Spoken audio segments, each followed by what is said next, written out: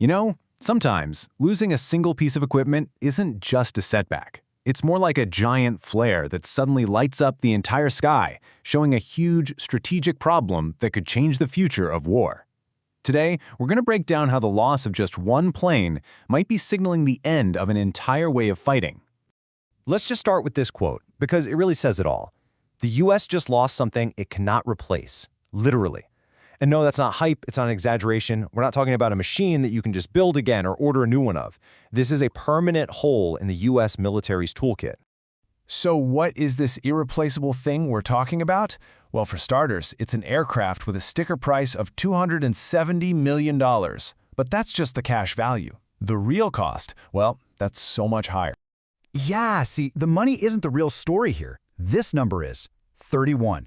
After this one loss, that's how many of these absolutely vital planes the United States has left in the entire world. And you can't just order more because the factory shut down a long time ago. And all this brings us to what happened. A U.S. Air Force E-3 Sentry AWACS was shot down during a conflict with Iran. And look, this isn't just about losing a plane in some regional fight.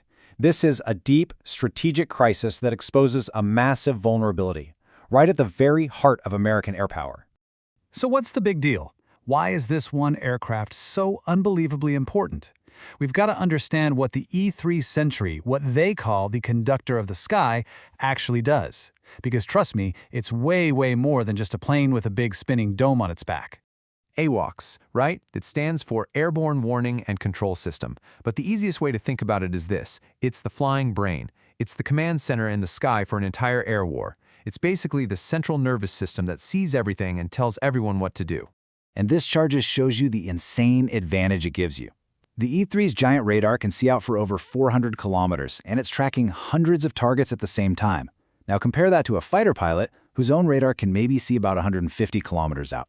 It's the difference between seeing the entire chessboard and only seeing the few squares right in front of you. Now, I love this analogy from the source material. The difference between having an AWACS and not having one is the difference between an orchestra with a conductor and 30 musicians playing different songs. One is a coordinated symphony of destruction, the other is just noise. So, why not just build more? Well, this timeline tells that story pretty clearly. The E-3 started flying back in 1977. Boeing shut the production line down in the 90s. And yeah, there's a replacement, the E-7A, on the way, but not for years. We're talking a full decade before it's completely ready. So when one of these goes down, it's gone for good. This whole event forces everyone to confront a new, really uncomfortable truth. For decades, the thinking has always been that these massive, expensive planes were basically invincible, flying safely way behind the front lines. Well, that myth has just been completely shattered. The whole strategy was based on a simple idea.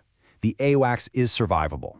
But as our source puts it, with this just chilling finality, that assumption just failed. The fact that a mid-level power like Iran figured out how to do this, it changes the entire strategic game. So you have to be asking, how is it even possible to shoot down a flying fortress like this? We don't know the exact weapon used here, but the list of possibilities is pretty scary. You've got long-range missiles fired from other jets, advanced missiles shot from the ground, maybe even a ballistic missile intercepts, or sophisticated electronic warfare. The point is, America's enemies have options. And what's really crazy is that this proves a theory that America's biggest rivals have been working on for years. I mean, look at this. Both China and Russia have been building specific long-range missiles, like the PL-17 and the R-37M, designed to do one thing and one thing only: hunt and kill these big command and control planes. This shootdown just proved their theory was right. So when you lose just one plane, it creates this massive ripple effect. That tiny fleet of 31 planes has to cover the entire globe. NATO in Europe, the Indo-Pacific, the Middle East, plus defending North America, all while needing constant heavy maintenance because they're so old. You take just one piece out of that puzzle and the whole system is strained right to its breaking point. So this all leads us to the future. A wake-up call this big doesn't just create a problem, it forces a solution. It's the catalyst for a total reevaluation of air power, shifting away from the idea of a single flying fortress and moving towards something completely different, a resilient, distributed swarm. And this right here, this slide gets the absolute heart of it. It lays out the two competing ideas. You've got the legacy model, the fortress, one giant, high-value, high-risk plane that is a catastrophic single point of failure. You lose it, you're blind. But then there's the future, the swarm. A distributed network of smaller, cheaper, maybe even autonomous systems.